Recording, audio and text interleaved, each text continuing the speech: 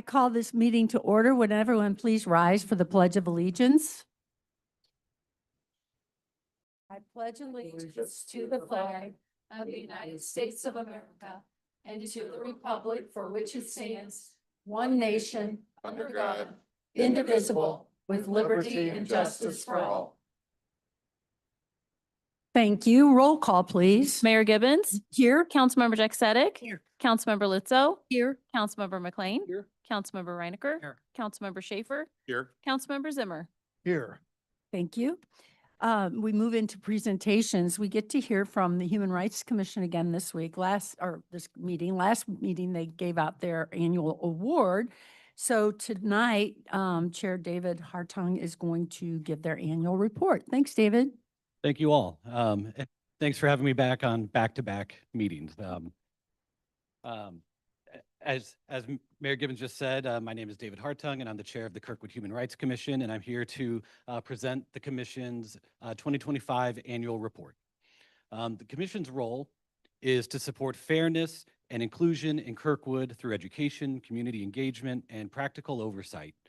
We also help connect residents to appropriate resources when discrimination concerns arise, and we share observations with city leadership when needs emerge. Public education and programming were a major focus in 2025. In February, the Commission hosted a civil rights presentation by Ben Clark at the Kirkwood Performing Arts Center, and nearly 300 residents attended. Our goal was to share historical perspectives, reminders of the challenges to protecting human rights, and strengthening civic understanding. Youth engagement remained a cornerstone of our work. Our annual essay contest received 98 student submissions, and commissioners selected finalists and winners for recognition. The essays consistently show how seriously students take questions of rights and responsibility. In late 2025, we approved updates for the 2026 essay contest, including a clear prohibition on artificial intelligence-generated submissions. The Commission maintained structured engagement with the police department through quarterly meetings with Chief Murphy. These meetings are not investigations, and we do not replace the department's internal processes. They're a forum for transparency, data review, and dialogue about training, staffing, community outreach, complaint trends, and technology updates, including body cameras, drones, and flock cameras. We appreciate the department's consistent willingness to meet and share information. We also strengthened engagement with the Kirkwood School District. In January and October, commissioners met with Dr. Jeremy Mapp to discuss school climate efforts, affinity groups, enrollment trends, and food insecurity. We reviewed lunch debt data, discussed SNAP-related challenges, and learned about interventions already in place. Those conversations helped clarify a 2026 priority: supporting awareness and practical solutions around student meal debt and food insecurity in participation with the district and community organizations. A steady community presence is one of our most effective tools. Throughout 2025, commissioners participated in events such as the Green Tree Festival, the Police Department Open House, the Hot Dog Days of Summer, the Fire Department Pancake Breakfast, the Back to School event in Meacham Park, and showing up at Farmers Market and hosting information tables there. For the Green Tree Festival, we coordinated with partner groups and used a simple "can you pass the citizenship test" activity to invite conversation and civic curiosity. These interactions make the Commission more accessible and help residents understand what we do. We also worked to communicate more consistently through an annual social media calendar, accessibility improvements, and a utility bill insert. The Commission continued to honor service through the Dennis Hart Award. For 2025's award, we received 2 nominations and voted unanimously in December to select Emily Cooten-Cooler as a 2025 recipient, and we had the pleasure of recently recognizing Emily in front of this council. We look forward to continuing this tradition of celebrating local leadership. Internally, we focused on good governance and planning. We conducted officer elections in accordance with our bylaws and advanced planning for a due process-focused educational event scheduled for this spring at the Kirkwood Performing Arts Center. The takeaway from 2025 is that local human rights work and community support is often quiet, steady work. It is education, transparency, and consistent presence. And before I close, I want to recognize the people who make this work possible. Thank you. The Commission is a volunteer body, and commissioners give substantial time to plan, attend, listen, and follow through. So I want to recognize Eugenia Webdell, Carolyn Becker, Nicole Goldcamp, Michelle Cole, Sandra Green, Joni Van Rees, Sheila Burkett, and Beth Howerman. We are grateful for the city staff support, for community partners and who collaborate with us, and for the council's steady support, including our council liaison, Mark McLean. Looking ahead to 2026, we are building on this foundation. We will continue quarterly meetings with the police department and ongoing engagement with the school district. We expect student meal debt and food insecurity to be a primary focus, with an emphasis on awareness, dignity, and realistic ways the community can help. We are also planning our major speaker event, and we are excited it will feature former Missouri Supreme Court Chief Justice and Kirkwood resident Michael Wolff for a community conversation grounded in due process and civic trust. And we will continue our core programs, including the essay contest, which is underway, the Dennis Hart Award, and outreach throughout the year. Madam Mayor and members of the council, thank you for the opportunity to present the 2025 annual report. Thank you, David. Thank you very much.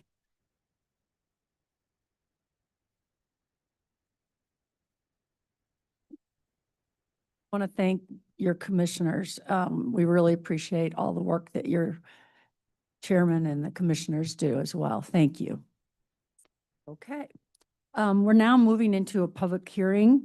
At this time, the council will recess to conduct a public hearing regarding the City of Kirkwood budget for fiscal year 2026-27. Ms. Graves, do you wish to enter any exhibits into the record? Yes, I do, Mayor. I'd like to enter into the record Exhibit 1, which is an affidavit of publication showing that an ad was placed in the St. Louis County on February 4th, 2026. Exhibit 2, which is an affidavit of publication showing that an ad was placed in the Legal Ledger on February 4th, 2026. Exhibit 3, which is an affidavit of publication showing that the ad was placed in the Webster Kirkwood Times on February 6th, 2026. And Exhibit 4, which is the Kirkwood Code of Ordinances. Thank you very much. Mr. Wedler, who will present this issue to the City Council? That would be the Director of Finance, Mary Sprung, will present the matter.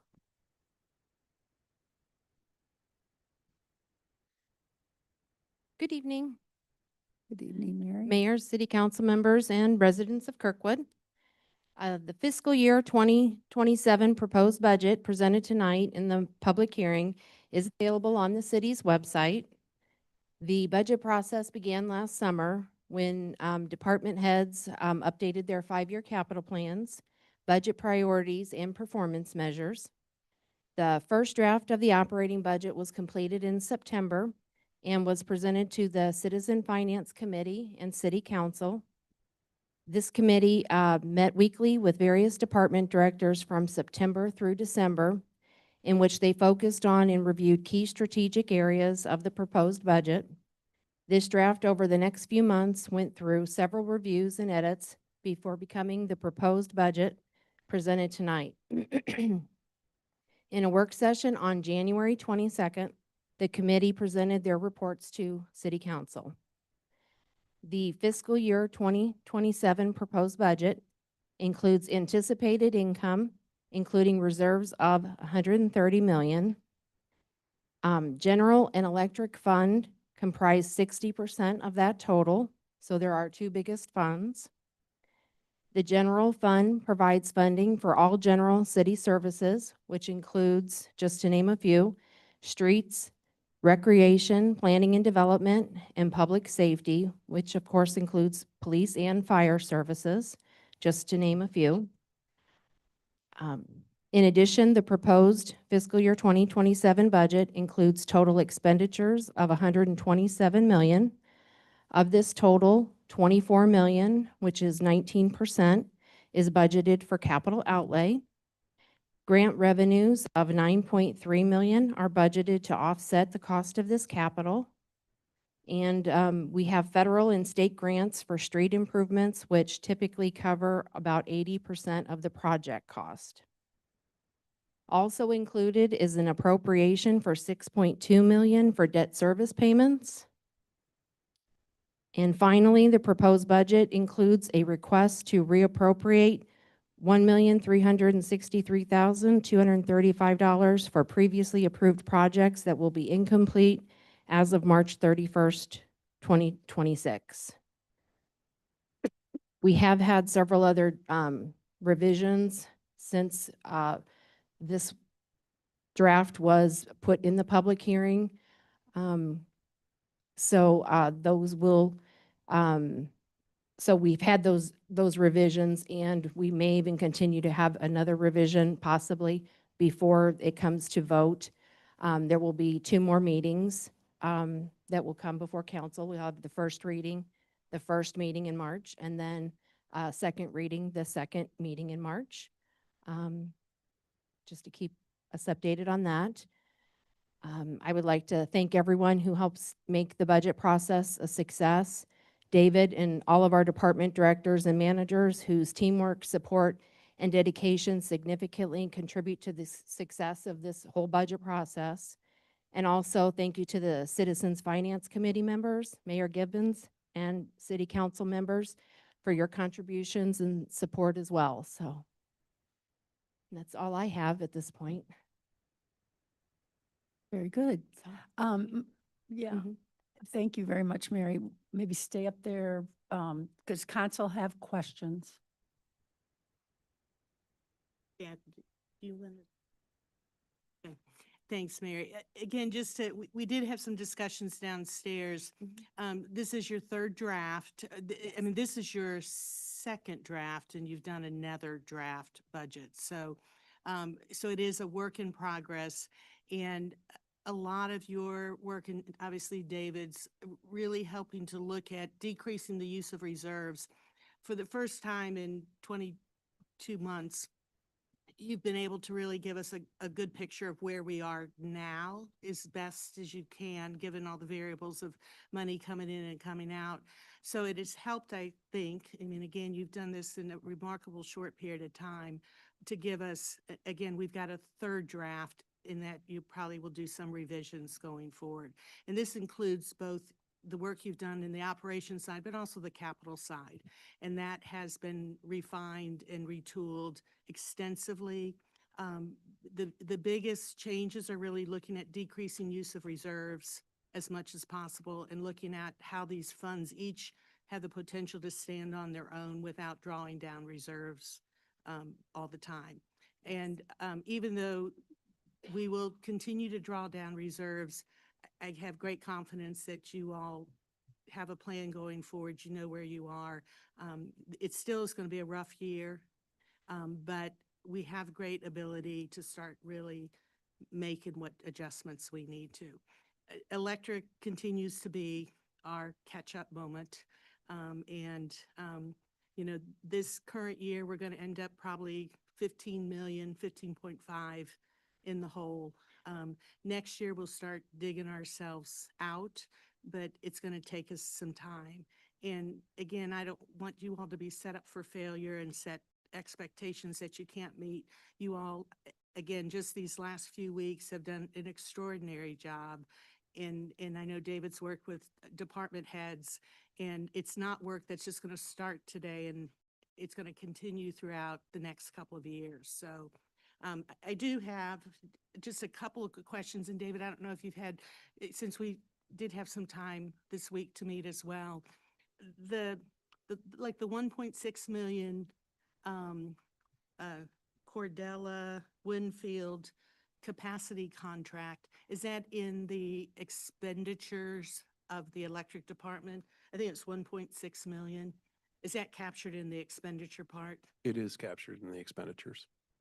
And then you've given us some reappropriation numbers, but some of those are embedded in that department's expenditures. I know water has, you know, I figured it was at least $1 million plus that was approved at the end of last year and aren't going to be, so that's embedded in their expenditures and not reappropriated, correct?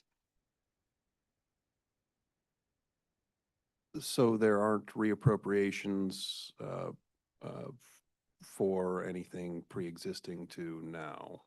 Is that what you're asking for the water for? Yeah, because I know on one of the sheets you've given some reappropriation tied to these different funds, and water didn't have any, but we know they've got some ongoing work that's not going to be paid Yeah. until next fiscal year. So is that embedded in? It's embedded in the figures. It's not going to be reappropriated. It's budgeted into those figures. It's budgeted Sorry, into, yeah. yes. And so part of that is getting us back on track, knowing what's been reappropriated, because that's some of probably what got us into trouble is there were things that were passed years ago and were going to have built-in delays, but that was somewhat lost track of. But now I see more reappropriations coming through your current budget process, but there are still some that are embedded in their funds because they do that capital anyway out of their expenditures. So it's not going to be a typical, we may not see that on the financial, on the budget report, correct? Very good, thank you. Councilmember Letza? Thank you, Mayor. Thank you for everything you've done, Mary. I know it's, especially amid the ERP system.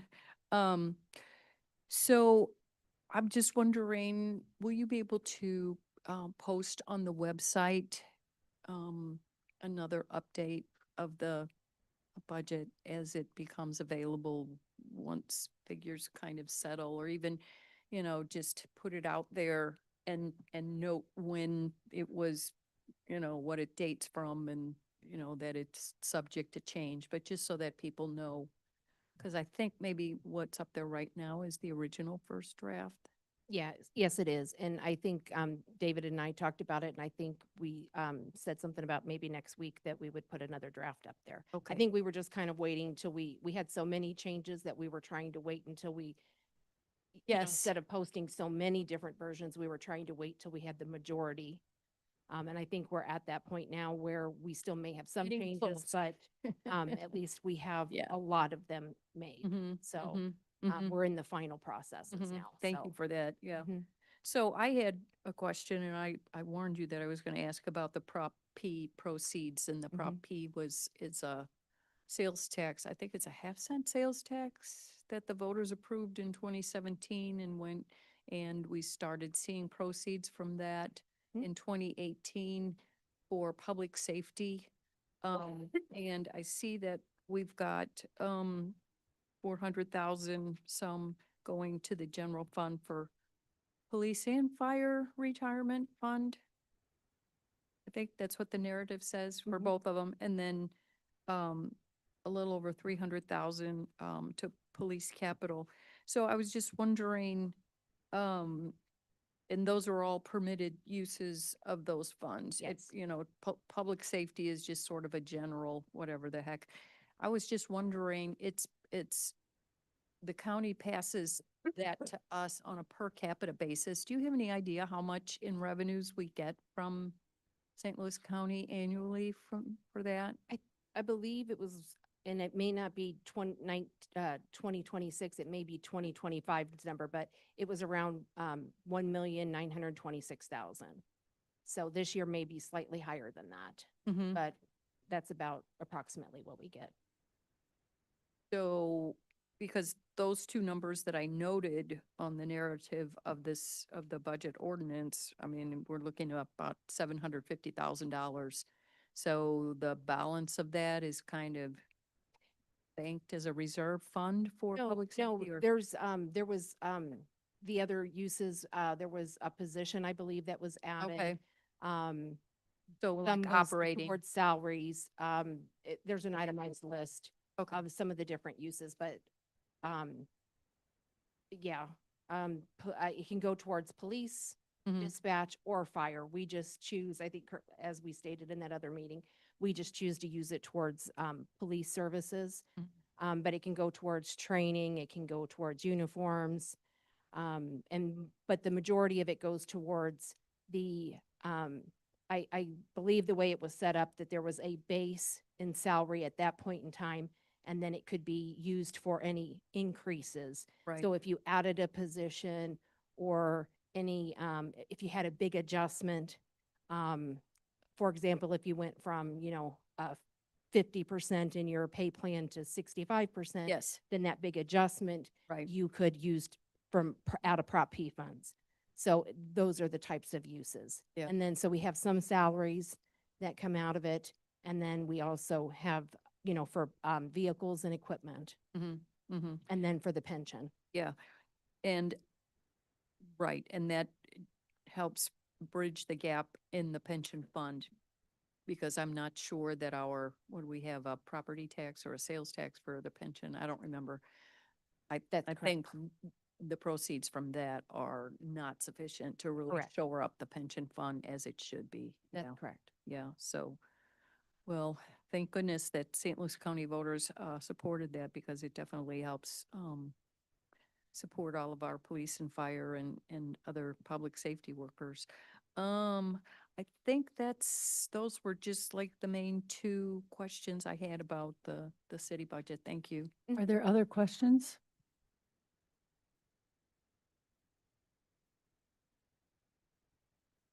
Seeing no further questions from the council, we'll now move into public comments. So has anyone filled out a card to speak regarding this proposal? Mayor and council, we have no public comments for this public hearing. Any further comments or questions from council? No? Okay. Thanks again, Mary. Yeah, David. thank you, Mary. Friend Hearing David. no further discussion, this public hearing is now closed. The bill will be on the March 5th, 2026 agenda for first reading consideration. Now we move into our second public hearing. This is regarding the Downtown Special Business District budget for fiscal year 2026-27. Ms. Graves, do you wish to enter anything into the record? Yes, Mayor. Exhibit 1, which is the affidavit of publication showing that an ad was placed in the St. Louis Countian on February 4th, 2026. Exhibit 2, which is an affidavit of publication showing that an ad was placed in the Legal Ledger on February 4th, 2026. Exhibit 3, which is an affidavit of publication showing that an ad was placed in the Webster Kirkwood Times on February 6th, 2026. And Exhibit 4, which is the Kirkwood Code of Ordinances. Thank you, Mayor. Thank you. Mr. Wedler, who will present this issue to the City Council? Downtown Special Business District Executive Director Carrie Paskey will present this matter. Welcome, Carrie. Thank you, David, and good evening, Mayor and council members. As he said, I'm Carrie Paskey, the Executive Director of the Special Business District. And tonight I'm going to present our budget for the 27 fiscal year. This was approved by our Advisory Commission of the Special Business District on February 11th, and it was presented to our full membership, which is all the businesses and property owners in downtown Kirkwood, last night at a meeting where we had a record turnout of over 60 businesses and property owners at the meeting, and it was a very successful evening. I wanted to start by noting that this is a very fiscally conservative budget, but by design. This is my first year in this role, and so I've spent a significant amount of time reviewing and scrutinizing every account in our budget. And so our total balance budget for the Special Business District and Farmers Market together is a combined $446,800. This consists of four main revenues: the property taxes, which is our biggest, then the farmers market revenues, which consists of rents from our vendors. Then we have our business licenses, and then program revenues.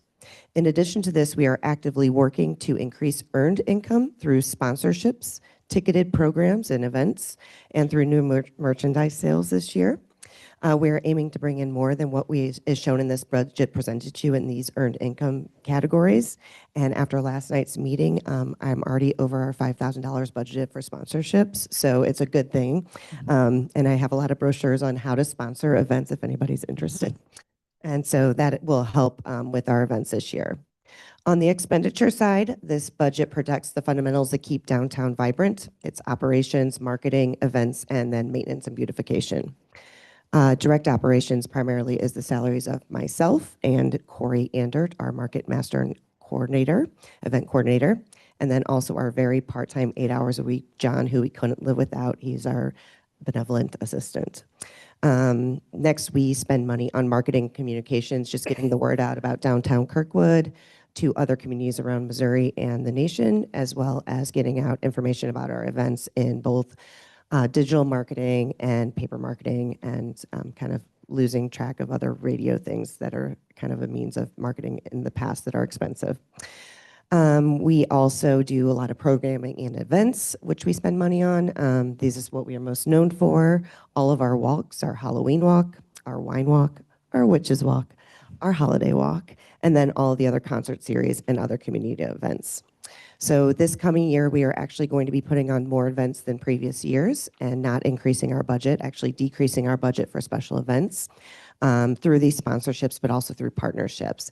And so we are going to be adding more night markets where we closed down part of Argonne Avenue. And last year we did our first one with 36 vendors, which paid for the security. So they're self-sustaining.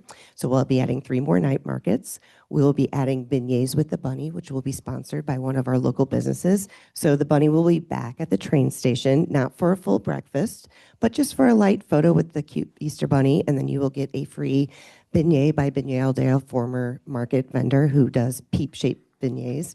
They're adorable. So that'll be a new event. And then we're also going to do, in partnership with businesses in downtown, a fall festival with music, mostly in partnership with Four Hands, who will be paying for the bands and the stage. So we'll have some new events, which will be nice. And then fourth, we pay for maintenance and beautification. And this is basically in coordination with other city offices, such as Parks and Rec, who we work with their horticultural team for all the beautification and maintenance of our common areas, cutting grass, et cetera, which costs about $25,000. And then also our partnership with sanitation, which is going to cost us about $29,700 in the coming year for trash removal from special business district trash cans and from the farmers market dumpsters. So those are large expenses that have become larger over this last year.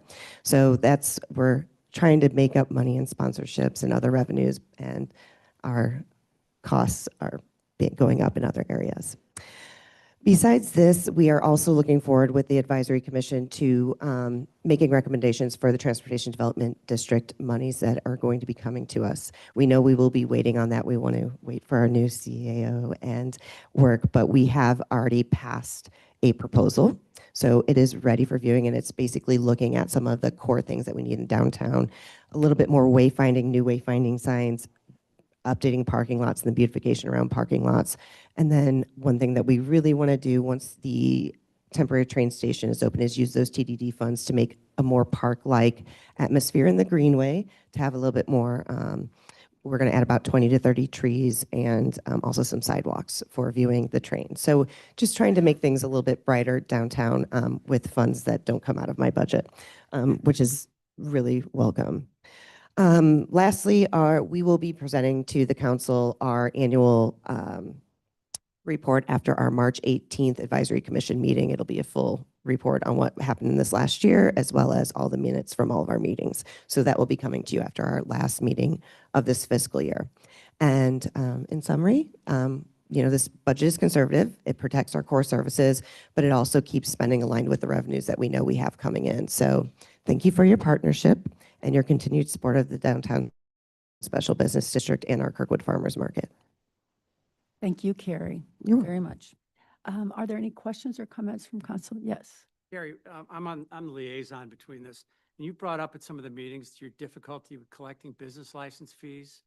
Can you go into that a little bit for everybody else?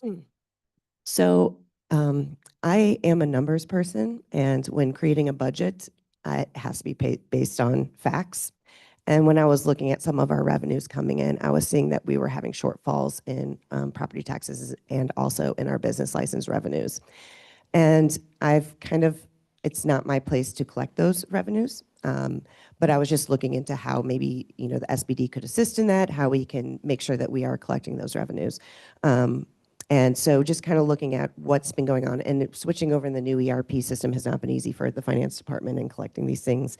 And so there are some new things going on. And so what I found is that a lot of our businesses don't know about business licenses. They just simply don't know they have to purchase one, even though when they go to get their permits for for properties, they are told, they are given information on getting business licenses. They just simply aren't.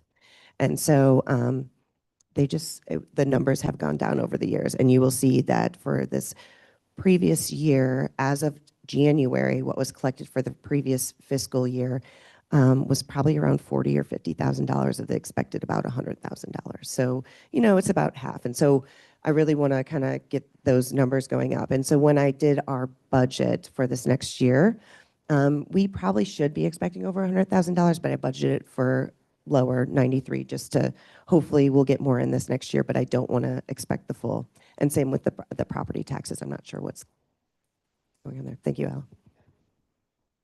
I have a follow-up to that. So last year, I mean, I think the business license and where you capture that revenue in your budget, is it for, so like, I think are the bids, they're due by March 31st technically? That's correct. So, end of February. So, and those really are for the next year. And last year, it seemed like we had some well, no, that was for past years. So I know there's a transition here and it's right there at your fiscal year. So are you able to kind of, if we can get those collected, if they're due the 1st of February, you're going to maybe collect them during February, but that's really going to be revenue for next year's budget. Are you? But we should have seen the previous years and last year, and we did not. So again, you're still trying to figure out, one, getting it collected, but then how to plan for what budget you're gonna, I mean, obviously, you're not gonna, you don't have a lot of reserves to spend and then just replenish with the February, March payment. So that's still your challenge. We do have enough reserves. I've looked into that. So we do have enough reserves to cover it. And we actually are, every year, we really do not spend our full. I mean, we really stay about 10 to 15% under our proposed budget every year in expenditure. So we are good. But I will say, I can look month by month at what has come in. I don't know how to explain for it, but this year, so far, since January and February, we have collected up to today $15,000 since January and February. And the hope is that those who are paying their license this year may have to back pay their previous license. So maybe our revenues will be really high there. I'm just not sure. So maybe we will be collecting 2 years for this 1 year. I'm not sure. So even don't know. planning your budget and what you can expect coming in, you're still trying to. I'm being conservative. I don't want to overspend. David, who's responsible for collecting business license fees? Our accounting department sends out the requests, and then we go through other measures to go door to door if we need to on the collection of those. But we're getting 40% of the ones Carrie's saying. Is that all over the city? We're only getting 40%, you think? And that's a fair assumption, isn't it? Mary? Last year and maybe even the year before, it was lower even for the city. Lower than Yes. 40%. Well, not necessarily, I don't know about the 40%. I just know that the collections were lower. So one of the things, and Carrie and I we've had conversations about it. So, one of the things that, we're doing now is, our temp, person that we've hired, that comes in, she is, comparing our business license listing that we have in the new system now. And I have her comparing it to the businesses that we have on our sales tax list through MoDOT. Now, that doesn't capture all businesses because that's only businesses that have a sales tax number, but at least it's a start. So we're comparing that and then we'll go through and then try to say, okay, which businesses are we missing in that respect? And Carrie has offered, I mean, she's doing the downtown part and helping us there, trying to get email addresses and that sort of thing to get in our system so where we can capture those. So we're trying to coordinate and try to capture as many as possible. So at least we're on the right trail to, get the word out there. So, but yeah, we did notice, I mean, it's not just SBD, we were down as well. So, and when we went live, it was right there last year. We went live in January. So with the new system, so at the time, we couldn't tell. It took us like 3 months to get all of the transactions keyed into the system. So we didn't know if it was from us not getting the data in there, this time last year, or if it was just that revenue was down. Well, now that everything's in there, we can tell revenue's just down. So. What's the likelihood you can get those in arrears? I believe I just heard, we were just talking about this today. And Chris said, I believe she said, according to our, code, that we can go back 3 years. Okay. Well, good. So if somebody Up doesn't that have a budget. business license, we can Okay. charge them back 3 years. Okay. So now I haven't verified that, but that's what she, and she's At been least a doing year, this for yeah, years, so. Whatever. Okay. Yeah, All right. but Good. that's how many years we can go back. Great, great. So that may, and again, a lot of getting information available so you know where you stand and how you can move forward. So thank you too for working Mhm. together on that. Yeah, yeah. And my other question is the gift card. So did you, because I know, I love your gift card, so I know you're, I don't know where you are in that transition, and do you see that? I mean, I would highly recommend it to anybody if they need something. Yeah. Your gift cards are great. So, yeah, so downtown Kirkwood, we sell gift cards that can only be redeemed in downtown Kirkwood stores. Most of them accept them. There's a few stores that don't. And we sell about $40,000 of gift cards every year. It's an old process with paper gift cards that have to be turned in and then turned back into my office. And then I turn them into Mary's office. There's multiple spreadsheets, and stores are reimbursed. And we were looking into switching over to using MasterCard. We are in that process. I have 30 businesses signed up, and there were some glitches. They started a QR code system, and I do not like QR codes. So I was trying to get them to go back to the way they sold the system to me, because it switched between the time that I talked to them and now. So we are hoping to roll it out in May. And that's labor intensive, obviously, for you and for, Well, it will be no work for me once we switch over to this new system. and it's a great, And it's a good update, and all of our businesses want it because they do not want to be handing me paper gift cards, especially if they lose them, then they can't be reimbursed. So going digital really is the way. It's just making sure that I have the right training and materials from this company that we're using. Yeah. Okay. And that should happen before the teacher May gift card rush, where we sell about at least $10,000 in gift cards just for teacher appreciation at the end of the school year. Wow. Yeah. Councilmember Schaefer. Thank you. I'm going to go back to Mary for a second and ask the question if I could. Sorry. Up and down. So if a construction person comes to Kirkwood, they're pulling a permit, they have to have a business license. Don't we collect that money at that time for their business license?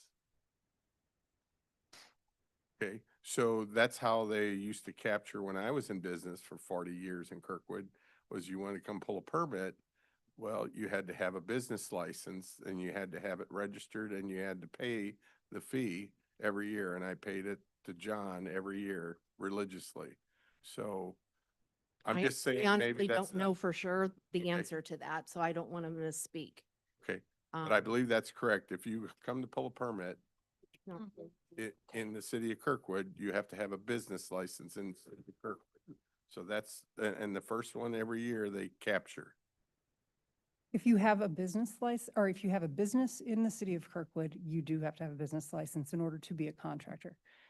You additionally have to have a contractor's business license. Correct, So they're two separate things. correct.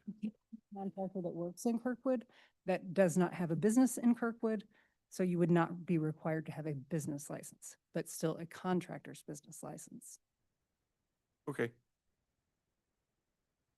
Thanks for the clarification. Councilmember Zimmer. Yes, thank you. Just to confirm, and we kind of went over this, the revenues for 24 were 91,000, 25 they dropped down to 76,000. The budget is 93, which you said was a conservative figure. So if Yes. you can go back and capture some of that missed 76,000, that pretty significant drop between 24 and 25. Yes. That would certainly help. Any thoughts on why this was So such a drastic change?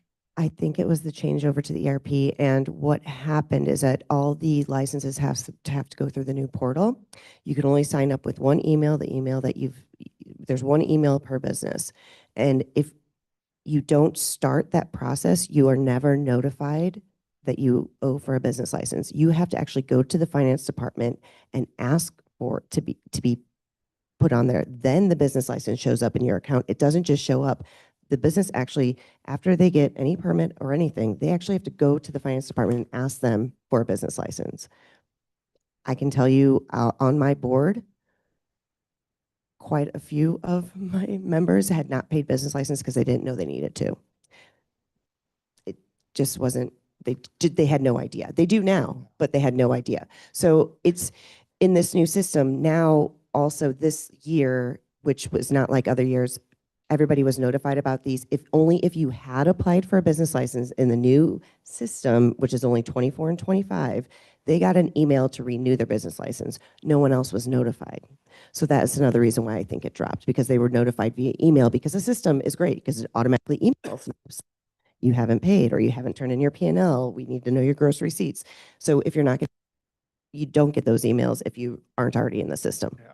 So that I think is where we're working to try to get more people into the system. And I think that's why it dropped off. Yeah, and hopefully with the new ERP, we can analyze all of this and close these loopholes so that we have a tighter control of this, because it sounds like people are just, they're kind of slipping through the cracks here, and that's dropped revenues, 15 grand, so. We'll work on it. We'll work very hard on it. Any more questions from council? Yep. Oh, Councilmember Letzo? Thanks, yes.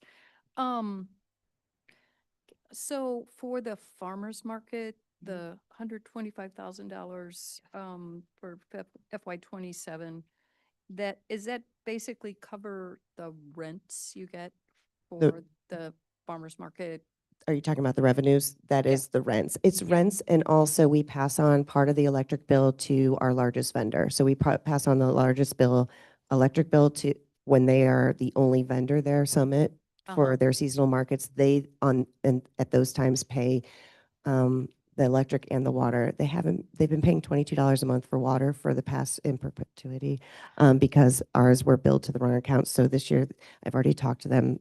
That's going to increase probably about $15,000 for them. So that also is a reason why the farmer's market budget is not balanced this year, because I wanted to take it easy on this and try to get this going. I've had the conversations, and so that will be another source of revenue. So I believe that my projected revenues will be higher than that, but I didn't want to throw that in there as a new revenue, because it will be considered a revenue when they pay. It's like rent when they Yeah, pay the water and so- electric. So the vendor is aware that Yes, their charges are rent. going to be more right-sized. We have not increased Yeah. any of the vendor rents this year because of that, and I notified them actually back when I noticed this last year Mm-hmm. during the market season. So I noticed it right away. Mm-hmm. Well, yeah, because it looks like it's more or less very conservative and flat for a long time, and costs over there, sanitation, water, et cetera, electricity. I don't know did the city fund the restroom a few years ago? Maybe. I think they did in part, right, David? I think we approved having that built for you guys. I don't know, about maintenance costs and all that kind of stuff, but I'm just wondering in general if the fees are being right-sized and have a CPI and all of that, so you really are capturing all of the expenses that you guys have or maybe fall on us. I Yes. think you have a new roof coming for the farmer's market, or did I make that up? I don't know about a roof. Okay. I'm not aware of a Maybe- roof. Maybe I made that up. There's potential projection in the city's budget because that is a city facility for the roof in out years. Yeah, the city actually owns the property. We just Yeah, act as a landlord, and yeah. yeah. Mhm. facility services takes care of Yeah. most of that. Well, and and I don't know how the main vendor, how the fees go for that. It seems like scope creep as far as physically into the green space, but yeah. Yes, so we have actually increased their rent based upon the extension of the nursery or whatever you want to call it. And so they do pay They pay, we charge on booths, and we actually did booth prices for that green space that they move on to. So so that was all renegotiated. They're on a 5-year lease for that. They're in their they'll be in their third year this year.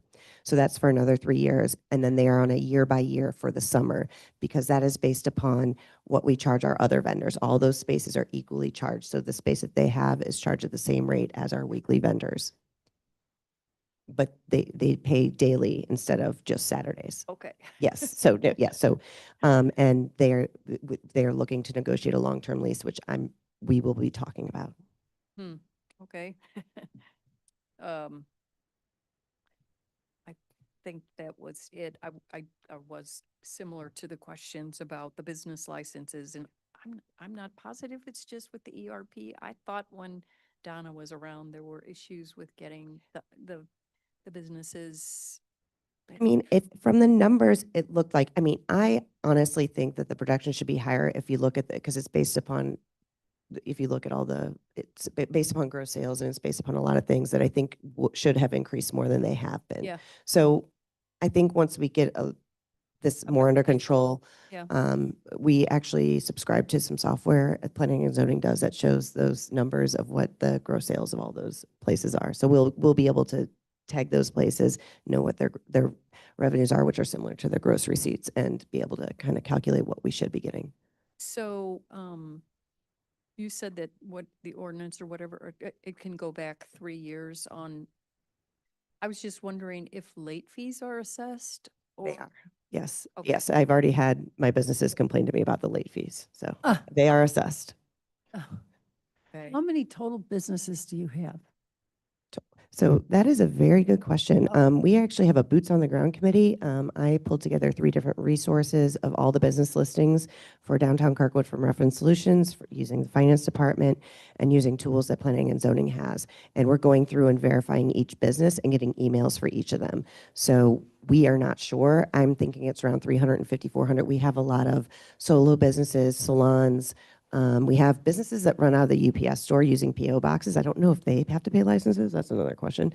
But we have a lot of businesses that are solo counselors, massage therapists who share spaces, but they pay either a booth fee or they pay on their gross receipts. So there are more businesses than you think, but we have on my list right now, we're coming down from about 500, and I bet it'll be about 350, 400. Because there are a lot of nonprofits, churches, and whatnot in the SBD too, so that takes up a lot of our land. So. Any more you, Kirk. questions? Yeah. Okay. Okay. Thank you. Thank you, Carrie. Mhm.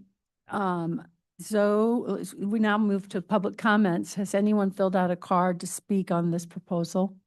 We have no comments for this public hearing. Okay, thank you. Hearing no further discussion, this public hearing is now closed. The bill on this will also be on the March 5th, 2026 agenda for first reading consideration. Now we'll move into public comments. Our city clerk will read how that's done. Yes, Your Honor. The public comments portion of the meeting is an opportunity for the city council to listen to comments from citizens. It is not a question and answer session, and the city council will not respond to comments or answer questions during this period. The mayor may refer any matter brought up to the city council to the interim chief administrative officer or city clerk if action is needed. Thank you. So has anyone filled out a card to speak tonight? Yes, Mayor and Council. The first comment is from William Bay.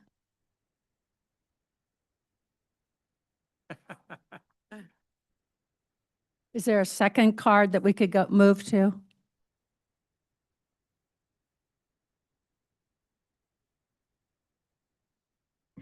I'll put the next comment to Alex Wisnowski.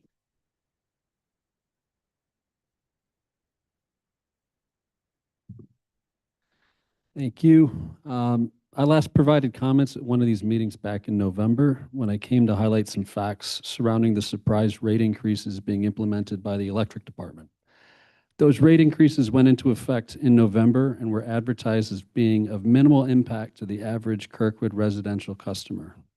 Over the 4 months since the new rates went into effect, personally, I've paid almost $750 more for my electricity from Kirkwood Electric than I would have paid if I were an Ameren, Missouri customer. So I'm here tonight to restate some facts as they now stand. Kirkwood Electric, according to the report that was included in the package from UFS Financial Consultants from October, has only had 1 year out of the last 5 in which it operated at a profit, adding up to an estimated $10 million net operating loss over that time period. The electric department just incurred another $1 million in unexpected costs as a result of the past month's margin calls. Ameren, Missouri offers the same reliability scores with additional services far beyond what Kirkwood Electric offers, including a mobile app, online bill display, multiple payment plans, and energy analytics for customers to determine where their power usage is coming from within their homes, all for cheaper prices than Kirkwood Electric. Our bills themselves are archaic. They offer no breakdown of line item charges that roll up to the totals, which means that customers have no ability to verify if their charges are even accurate. And even more frustrating, the new rates that went into effect 4 months ago aren't even updated on the website of Kirkwood Electric. The old rates are still listed there. That alone, if this was an investor-owned utility, would, like, posting one set of rates and billing a different set of rates would be exposure to huge regulatory penalties, if not a class action lawsuit. So I'm going to wrap up with a possibly controversial opinion. At this point in time, there's no logical reason for Kirkwood to keep running its own electric utility. 125 years of local control is something to be proud of, but continuing to maintain our own electric department is now to the actual detriment of the citizens and businesses of Kirkwood. We're worse off in terms of service levels, household financials, and municipal financials than we would be if the department were to be sold to a competent operator. To that end, the time to sell is now. The recently upgraded infrastructure is depreciating in value every year from here forward. That means the appraised value of the electric distribution grid assets will be lower each subsequent year that follows this one. So please, I consider you do the right thing for our city and get out of the utility business. If we're going to keep a focus on attainable housing as a community, we should at least let our citizens afford to keep their lights on. Thank you. Thank you.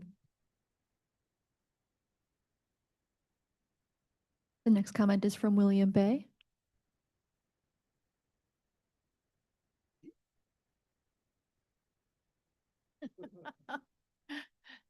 Yes, Just let us know who it is.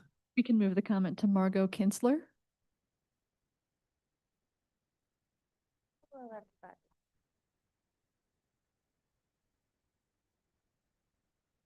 Okay, good evening, and thank you for allowing us to speak tonight on behalf of the ongoing project at 345 Way Avenue, which is going to be number 5 on the list tonight. My name is Margot Kinsler, and I'm a landscape designer with Timberline Landscapes. I'm here representing the homeowners, Mr. William and Mrs. Marynell Bay. They're also present this evening. The project, which involves replacing a long-standing retaining wall, began its installation in fall 2025. Construction was halted at approximately 75% completion nearly 4 months ago after we were informed a permit might be required. As soon as we were notified, we immediately ceased construction and began complying fully with the city's permitting process. Since that time, the homeowner has paid for a full property survey to be done, and we've worked through multiple rounds of engineering revisions and resubmissions to address all the requested items. We've approached this process in good faith and with full cooperation. And regarding the condition of the wall, the survey did indicate an encroachment of approximately 2 to 3 feet, depending on where you're looking at the wall. However, it's essential to clarify that this is not a new condition. The current wall is a structural replacement of an existing deteriorating natural stack stone retaining wall that occupied the exact same footprint along the sidewalk. This existing condition is similar to dozens of homes on the same street. The original wall was irregular, deteriorating, and structurally failing, infiltrated with weeds and vines, and had previously been cited by the city of Kirkwood. It was lacking a drainage system or reinforcement, and it was a safety concern for pedestrians and visitors due to its instability and the steep grade change to the front walkway. The new engineered solution is that the new wall is constructed using engineered retaining wall block, specifically designed for longevity and structural integrity. It includes proper base preparation, compaction, and necessary drainage system to manage water discharge. This project is not an expansion of use, it is an improvement of an existing unsafe condition to modern construction standards, making it significantly safer. Furthermore, the integrated steps were added for the sole purpose of providing safe access from the sidewalk up the steep grade to the home's front walkway. These steps are a functional necessity, not a decorative addition, particularly for an elderly homeowner and their guests. We were recently informed that only one side of the retaining wall, specifically the portion supporting a large shade tree, may be permitted to remain, while the other side on Way Avenue may need to be removed completely, which is. We've got 9 seconds left, so. Okay, I'm almost done. There was not a clear explanation as to why these two sections built at the same height, with the same materials and following the same engineered standards, and are being treated differently when both serves critical function and surface. Not to mention, removing the structurally sound section would impose an unjust and substantial financial burden on an elderly homeowner and delay the resolution of this safety matter. Thank you very much. Appreciate you being here. The next comment is from William Bay. Yeah, my name is William Bay, and I've lived in Kirkwood since I was 12 years old. I'm now 80, and my wife has lived in Kirkwood her entire life. I know better than to mention her age. So this has been really a nightmare for us. There's no other way to put it. Construction first of all, I have pictures, and I'd like to pass. This is the before. And Kirkwood even cited how horrible it was. And I think it was the hottest day of the summer, but I bought a weed trimmer, cut it back, and you'll see at the end, and it looked worse when I cut it back. We'll let you give that to the clerk over here, please. Okay, and so anyway, and then these are the pictures of what it looks like now. So one of my complaints is the fact that this started November 6th. Construction was stopped, I think, 10 days before Thanksgiving. You know, I have 2 of my sons live in New York. They came in with all their families. Nobody could even use the front door.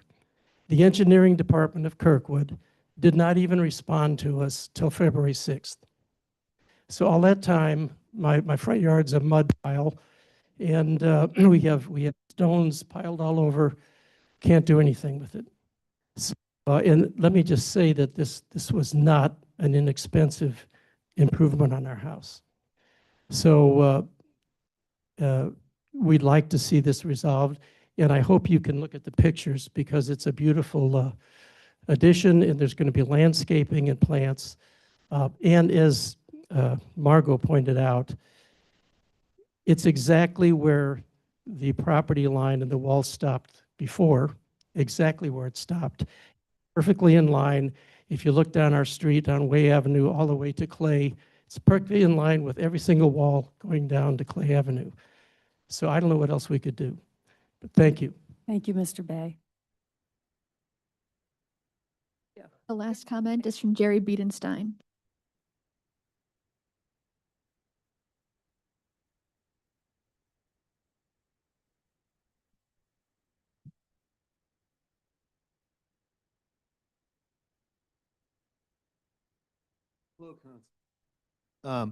First of all, I want to commend you for last meeting, holding your vote on the COP legislation, and so that you get more information, so you actually knew what in the world you were voting for. Interestingly, the $8 million project doesn't include relocating dispatching, providing the necessary generator, moving expenses, professional services, and AT and stuff like that. Most time when you use the word value engineering, you don't talk about deleting scope. You provide the same scope for a better value.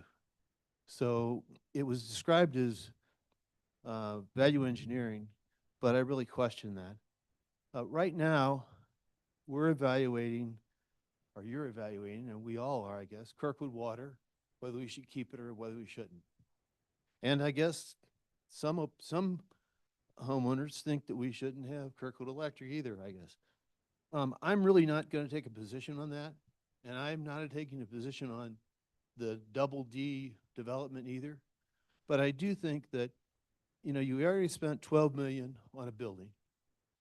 And just looking at the plans that were presented after the fact, a sixth of the warehouse floor, a quarter of the mezzanine, a half of the warehouse office, and half of the single or the second floor office tower are all dedicated to the water department. And so what are you going to do with that if you actually decide that you don't want a water department anymore? I mean, you can't rent it to Glendale or somebody else. And you don't have dispatching in there. And so I just encourage you to take a breath, slow down, just like private developers do. Just think if at the Commerce site didn't take a breath of fresh air, it wouldn't be grass now. It might actually look like the boxcars next door at the James. Okay? And so please evaluate this. Talk to Double D and see if they in fact really need it by the middle part of 2027. And if there can't be, do they need the whole site at once? Can you work something out so that you can decide with something that makes some kind of reasonability to citizens, no matter what you decide on utilities? Thanks for your time. Thank you. Last thing is the work meeting downstairs, and I know this gives us my next 3 minutes. No, I'm not going to take that. No. Okay, I just want to say that I went down to the work session before.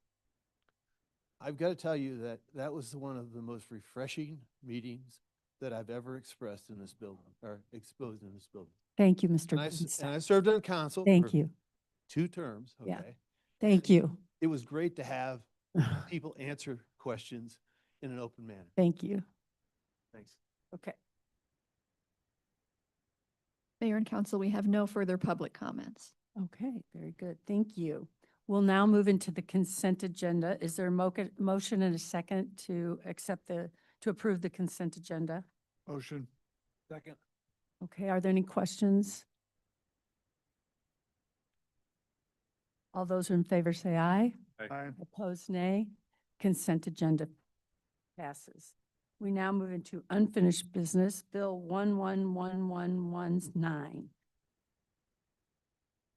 Mayor and council, this is an ordinance appropriating $73,200 from the Equitable Sharing Fund balance to the Police Department Machinery and Equipment account, accepting the single source quote of TI training in the amount of $73,200 for the purchase of a TI training simulator for the Police Department, and authorizing and directing the Director of Procurement to issue a purchase order. Thank you. I'll make a comment about this. They actually mentioned this on Channel 4 last night, that we had this, Kirkwood had this simulator and how important it was for our police force. So I thought that was a nice thing for them to do. Are there any other questions or comments? Roll call, please. Mayor Gibbons? Yes. Councilmember Jack Sadek? Yes. Councilmember Litzo? Yes. Councilmember McLean? Yes. Councilmember Reinecker? Yes. Councilmember Schaefer? Yes. Councilmember Zimmer? Yes. The bill carries. We will now move into new business, Resolution 8, 2026.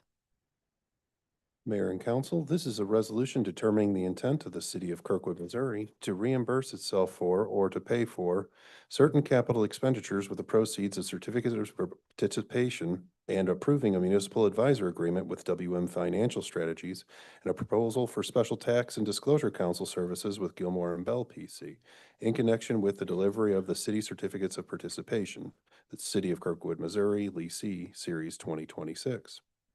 Thank you. Do I have a motion and a second to accept Resolution 8, 2026 as read? Motion. Second. Thank you. So David, would you put this into layman's terms Yeah. for us? A little bit of clarification on this resolution is the main purpose of this resolution is to refinance a previous issuance of certificates of participation, our 2024B series. In that, we can actually reduce our current interest rates on for a potential savings estimated about $2.2 million over the term of those current certificates of participation. It does also allow the opportunity for council to continue and explore potential financing options for the move of our public works facility, but it in no way obligates this city council to actually agree upon, you know, the amount of that move or the value of these certificates of participation. And my understanding is that the reason that we have these certificates of participation with interest is because the property that we've purchased for the public works had a tenant in it, and because we were collecting rent from that tenant, it put us in a different category where we had to have COPs that had an interest. That is correct, because it was a taxable entity. It was a taxable based bond or certificates of participation issuance. Thank you. Are there any other additional comments or questions? Councilman Rolezzo. Thank you, Mary. So, David, though, it seems like, I mean, it hints at refinancing or refunding those taxable certificates of participation. But this is basically giving staff the go-ahead on hiring WM Financials, or WM Financial Strategy, and then also other consultant to help with the potential new issuance of new COPs that would be tax exempt. That is correct. It allows for us to engage with both Gilmore and Bell and WM Financial Strategies to start formulating what different issuance options could be for city council, which, you know, it is advisable that we move forward with at least the 2024B certificate refunding to save on that over the period of time. But it also will allow city council to explore other options. It does not obligate city council, though, into, you know, what's listed in here is 9.55 million for renovation, improve, and furnish. It in no way, shape, or form does it obligate city council. And I mean, it's kind of it's a time sensitive matter that going forward with even refunding the 2024B, the taxable certificates, it takes a few months to actually accomplish all of this, so. Yeah, and the final version of what city council determines will come back up here onto this, onto the dais through a resolution for what the issuance actually will be. Thank you. I'll go ahead and say, again, this, just to reiterate what David is saying, that this doesn't, I mean, it gives us time to have more discussion on Amorazak or Leffingwell and whether or not we delay, move forward. But our current principal and interest debt is around 116 million, and this will shave the 2.2 million off of that. So that will put us at a current debt service load until 2055 of 114 million plus. So we are saving, and it is important to refinance at least the taxable portion. The next discussion we'll have in the next couple of weeks is what about the Amorazak, either delay or not or whatever. But you did run those numbers. If we took on the full 9.5 million additional, we would be at 131 million plus in principal and interest debt through 2055. Is that, and we talked a little bit about that in your heading. So it does, besides, I mean, adding the 9.5 million, you also add the interest in, and, you know, that does obviously add up. So moving forward on this is good because we'll save a couple million. Going further into debt will be a bigger conversation.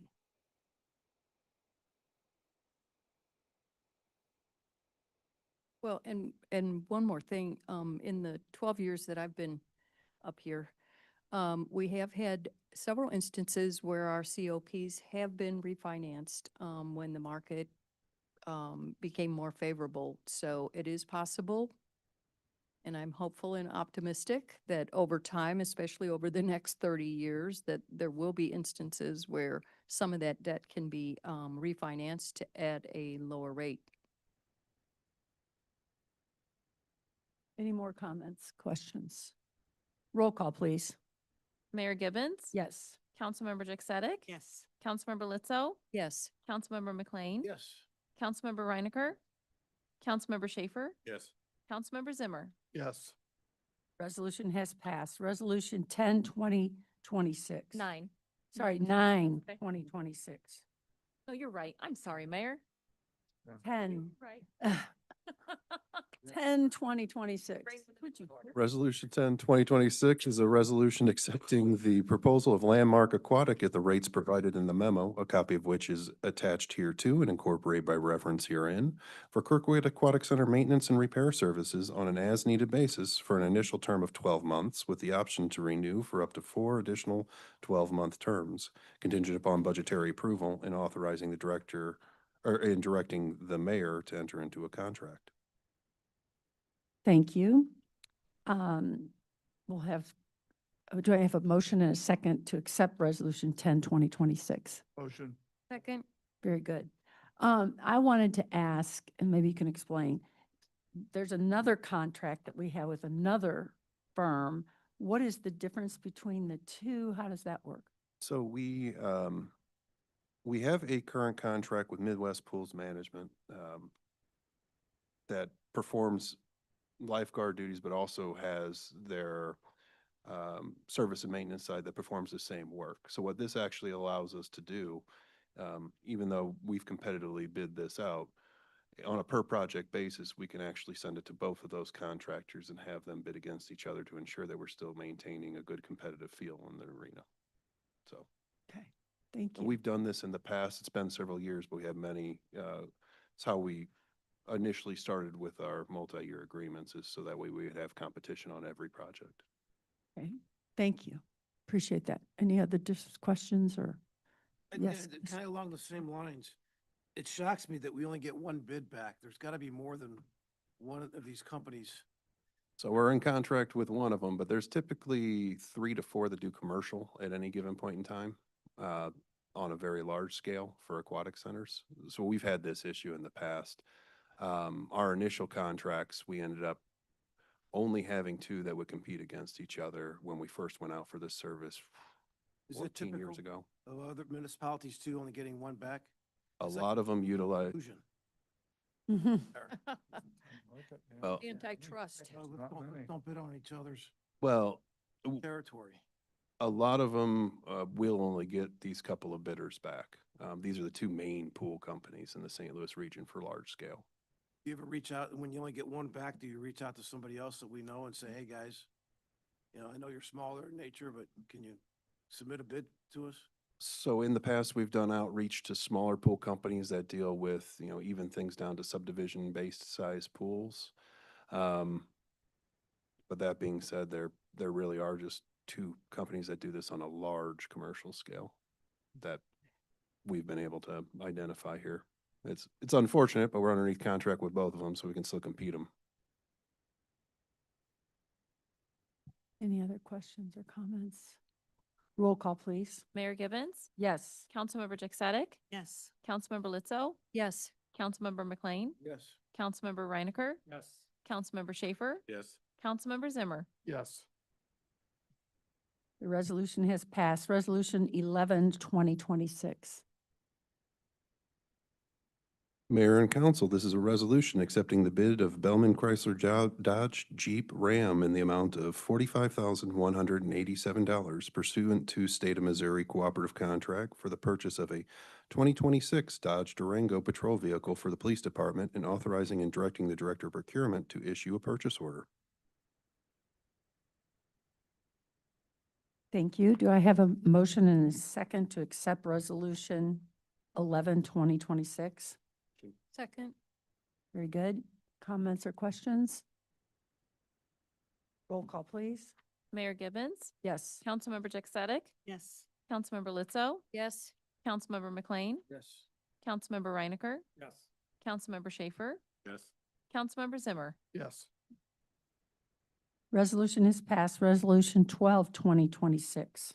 Mayor and council, this is a resolution accepting the bid of Schulte Supply in the amount of not to exceed $51,062, which includes a 10% contingency in the amount of $4,642 for the purchase and installation of a 16-inch easy valve at the Park Number 1 pump station for the water department, and authorizing and directing the mayor to enter into a contract. Do I have a motion and a second to accept Resolution 12, 2026? So move. Second. Thank you. Are there questions or comments regarding the resolution? Councilmember Litza. Thank you, Mayor. Wow, so talk about a lemons to lemonade situation, I think here, where we had, a valve at Park Number 1 pump station, that was failed, that wasn't working properly. There's a big project going on over there. Our water department put out a bid, or asked the existing contractor to submit a bid for a change order that came in at $179,000. So our staff went out directly and sought bids just for the replacement part, and managed to find this for $46,420. This is an amazing savings, and I want to commend our water staff and our Chris and his team. I mean, I love this story. This is so cool, and I appreciate what they've done here. Very cool. Thank you. Thank you. Councilmember Schaefer. So the question I have here, I guess, would be, Chris, did the three bids that you got the vendor from Schulte and Core and IMCO, did they include install as well when they were doing this, as Schulte has? Yes. Yeah, both of them. All three bids include install. Now, in-house, we're going to dig the hole and use some hoisting to lower it down. So in-house, we're doing some work. Okay. That was going to be my next question, because I know the boys all are happy to want to dig in and do some of this bigger stuff and something different than everyday fixing water services. So, okay.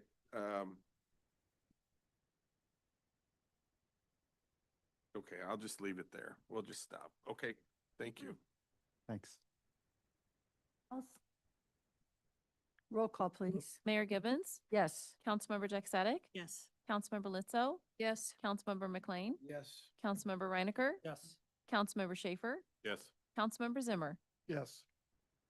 Resolution passes. Resolution 13, 2026. Mayor and council, this is a resolution granting the property owner of 345 Way Avenue, Kirkwood, Missouri, authorization for an encroachment of 2.5 feet into the public right-of-way along North Van Buren for the reconstruction of an existing stone-tiered garden wall.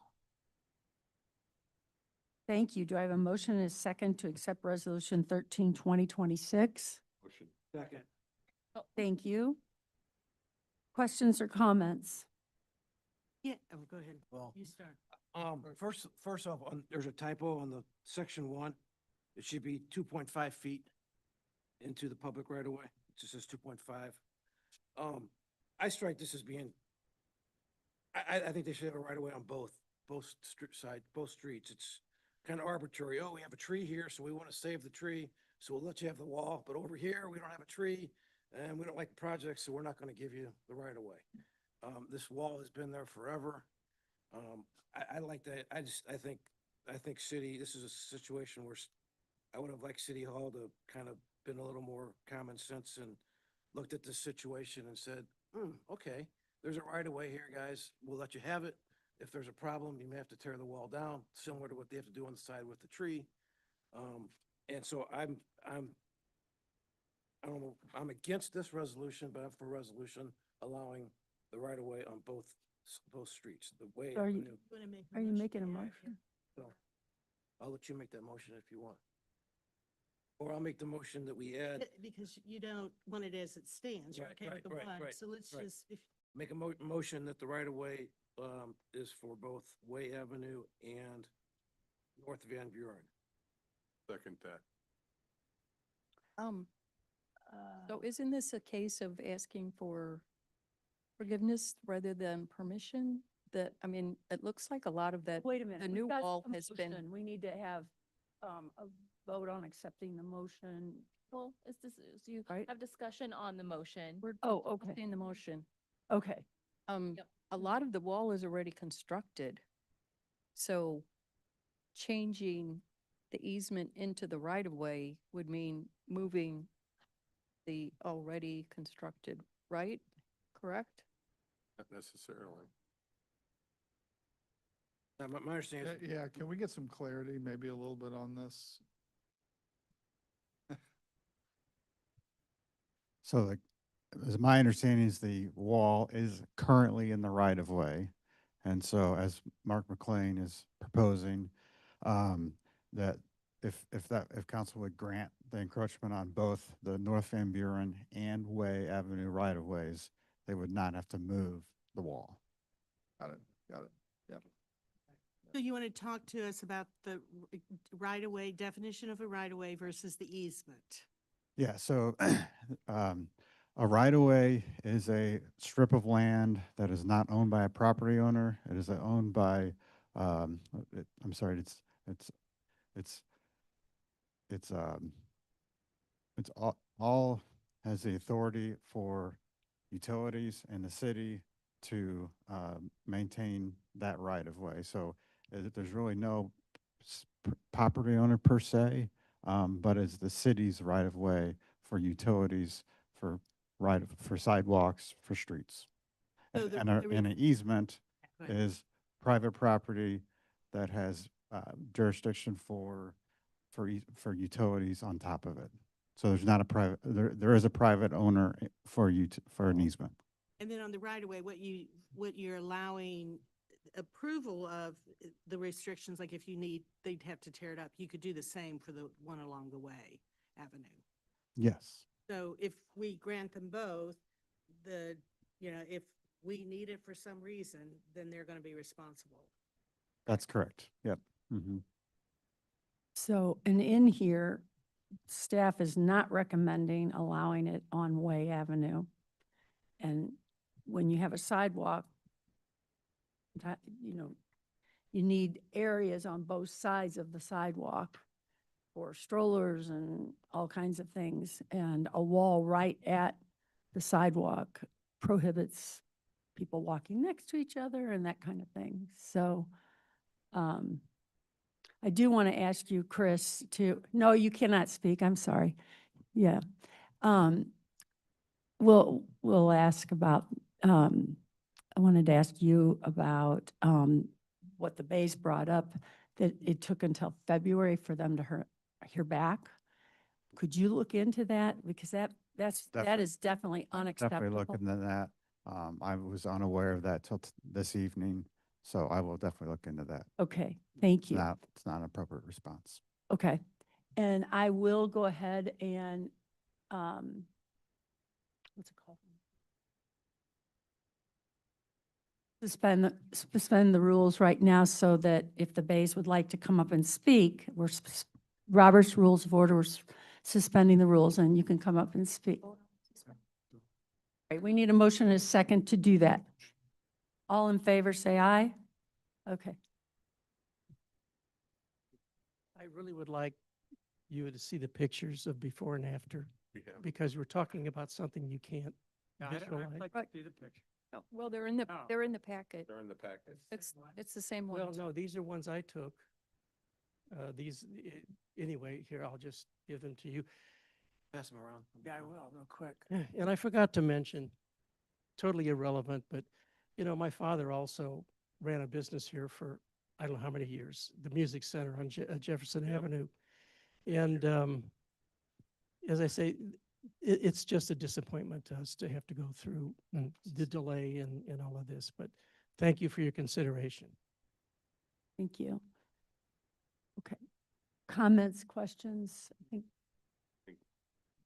My comment, so we're on the,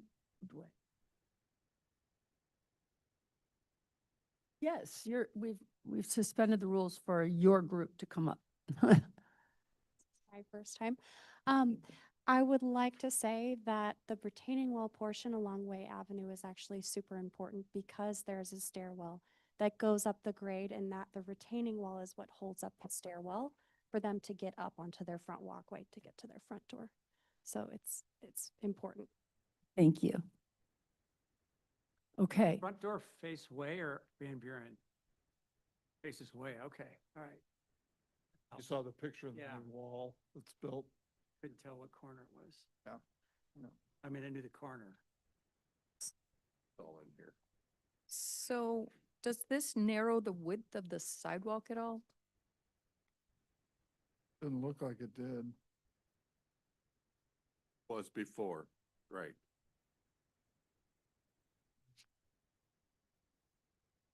And Can I then- just say something real quick? Sure. That it may not narrow the sidewalk today, however, if we would have a future project, we would want to put a 5-foot sidewalk that would hinder our ability to do so.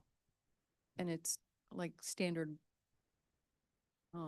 SOP that we intend to widen our sidewalks in the future sidewalk A projects. 5-foot sidewalk is preferred. I believe in this situation, there's a 4-foot sidewalk. Mhm. Chris, we would have the right to tell them to move it if you decided to do that. We would, however, it's, it's one more process and one more step we'd have to go through. We would have the right to do that, wouldn't we? Yes. Okay. Yep. Mm-hmm. And are they the only one that have a retaining wall along this street?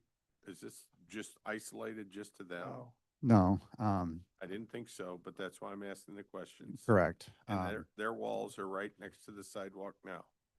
That's correct. Okay. The main reason why staff was recommending that it be 2 feet off of the sidewalk on the property is basically there is no structure or anything that would prevent them from doing so, even though every other property owner has had this down the street. And so there was no other structure or thing that prevents them from moving it onto their property. All right. Any other A questions? couple comments. I'm looking at this, one picture here. It's the one kind of it's along Way Avenue here. There's a fire hydrant here, and it's a 4-foot sidewalk now. If we were to someday, 100 years from now, make this a 5-foot sidewalk, looks like there's plenty of room to add another 12 inches here. I'm not sure if that's an issue. We have sidewalks that have telephone poles in the middle of them. Correct. I think those are supposed to be corrected. I think, yeah. Well, I thought there were Yeah. Oh. plans for correcting those. You know, and so it's, that's why I find it Disagreement. difficult. It's been there forever. The prior wall was in the same spot as my understanding. So we're not really changing the environment other than cleaning it up and making it look a lot nicer. My interpretation of the wall before, it was a tiered wall. This is a straight up and down wall. Right. And so It's it's taller. quite a bit different than what was before. If you look at a before and after picture, that's my interpretation. You can take yours. Okay, so I am looking at that. Oh, I'm sorry, am I jumping ahead? I'm oh, go ahead, keep going. sorry. Keep So going. I am looking at the picture and you are correct. It is a tiered wall, but it's a tiered wall back into the yard. But the stones that were set eons ago are right next to the sidewalk that's been poured. So to the point of tiered, it is tiered, but it's tiered back toward the house. If they're going straight up, that doesn't change anything, right? Am I missing The something? new wall is straight Straight up. up, Yep. right. Mhm. So they don't tear it back, that's all. Correct. So they'll backfill it and everything will be kumbaya. The new wall is a straight wall. Correct. The old wall was a tiered wall. Tiered wall And back so into there's the more, yard. And- there's more encroachment now with the new wall. Okay. Are you finished? I'm done, thank Okay. you. Councilmember Okay, Zimmer? Thank you. So I'm looking at a picture of this new wall. Your motion would allow this wall to stay as is. Is that a correct interpretation of this motion? Is that right? That's my understanding. Okay, yeah. great. So to the homeowners, and they're kind of behind, I'm looking towards Chris, but they're there. I've been doing this a long time now. I've seen where we as a city have ordinances and rules that in general are positive for Kirkwood. I've seen the before pictures and I've driven by here. I've seen how it looks now. To me, this is a marked improvement of what was there before. And I've seen so many times sitting here where we have these issues with homeowners, with businesses, and the ones that seem to suffer are the owners. And I think in this circumstance, even though it may be an exception, I think we should err in favor of the homeowners because they've made an improvement to Kirkwood. I don't see anything here that's so egregious that somebody walking down the street's gonna have an issue with it. I think it is a valid concern if we want to replace a sidewalk in the future, but it seems to me that that's a problem for the future if we get to that point. But if that's what we need to do to solve this issue for the homeowner, it sounds like they've had a really tough time at this. I think the people in Kirkwood want to have, their property kept up. They want to follow the rules, but they also want, a process that's not so complicated that they have to go through all this. And I think, for us, it's, these are our constituents and, we need to acknowledge that and to acknowledge that they've done something here, to me, is a positive and not a negative. And I think we should err in their favor.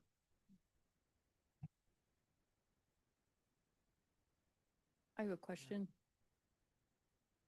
As far as the maintenance and all of that, that agreement that the property owner would be responsible for the maintenance, that runs with the land. Should this owner sell the house, it would be on the next owner to assume responsibility for this wall that's in the right of way? Yes. Okay. Okay, any more questions or comments? All right, so we are now voting on the motion. Yep. All those in favor, Well, all I know is amend the resolution to add encroachment into the Way Avenue right-of-way throughout the resolution. Okay, so we would be adding the proposed encroachment 2.2 feet along Way Avenue right of way. all in favor of the motion, say aye. Aye. Nay. All right, now we will be voting on the resolution as amended. And that will be roll call, please. Mayor Gibbons, Yes. Councilmember Jack Sadek, Yes. Councilmember Lizzo, Yes. Councilmember McLean, Yes. Councilmember Reinecker, Yes. Councilmember Schaefer, Yes. Councilmember Zimmer. Yes. The resolution passes. I'm sorry that it's been such a heartache for you. Thank you. We will now move into council reports, and I'd like to make sure that everyone has on their calendar February 28th at 10 o'clock in the morning at the Kirkwood Performing Arts Center. We will be having our annual Tree of the Year program. This year, the Tree of the Year is the Black Tupelo. And we are going to have a guest speaker that is going to be fantastic. He's from Bellefontaine Cemetery, and he'll be talking about native trees and how important they are to our environment, and that all of our trees of the year will be native trees. Last year it was the post oak, this year the black tupelo. So I hope that we'll get lots of folks coming and being part of participating in this event. Our last event got 500 people there at the Route 66 event. So I'm looking for that many to come to the annual Tree of the Year event. Okay, other council reports. Councilmember Jessup. I'm going to say this, one of our esteemed Kirkwoodians is in the room, but she's too shy to come up and speak. So also on February 28th at Fondam de Astoria, there is the Black Heritage Celebration at Muds Grove that is put on by the Kirkwood Historical Society. So that will run 10 to 3. And it's an open house. Come enjoy learning about family. Who's the family? And Hill family, and see Muds Grove and support the Historical Society. So you can attend the morning event about trees, and then you can wander over to Muds Grove. Yeah. So The tree event will be over about 11. So yeah, and plenty of time. So great event. good. Who else? Councilmember Schaefer. We got a report on Board of Adjustment. There was a proposal in front of them. It failed 3-2 for a garage build out. Also like to take like 5 minutes of everybody's time. I'm going to read something into the record, please, if I could. On February 12th, 26, some 22 months after I was elected, we finally received our cash balances in our enterprise funds and other fund balances. It truly reflects where we stand as well as our debt. So thank you to Mary and David for getting that to us. I really appreciate it. I don't think we have a budget problem. I think we have a spending problem. In 12 short years prior to us, the previous folks spent roughly $70 million to put us in debt. And we're trying to dig out of this. This is tremendous what this council had dumped on us. So, such things as the K-PAC, the Leffingwell property, just to name a few things. Then we didn't have management managing the electric. The worst spending you could imagine. And it all happened, the majority of it happened in the last quarter of 23 and the first quarter of 24. I know this because I was told this from vendors who said that they got to get their Christmas bonuses on Kirkwood. Just sad. We still have not flushed out all of those POs yet through the system. We borrowed $12.5 million for Leffingwell properties, not 12 and a half. Without an appraisal, we use comps. Who does that? Now Kirkwood received a 2-step downgrade from Moody's, which will keep costing us more to borrow for needed things, not shiny, new, non-essential things. Because of our true cash position that we have been made aware of, we started moving projects back, losing grant funding, 80-20, as we have to pay first and then get reimbursed without having the reserves ourselves. There's much more this current council has been asking for and slowly finding out now that was not given to us. In closing, I'd like to say Kirkwood is a strong community. We will come out of this bad chapter. And thank you all for listening to me.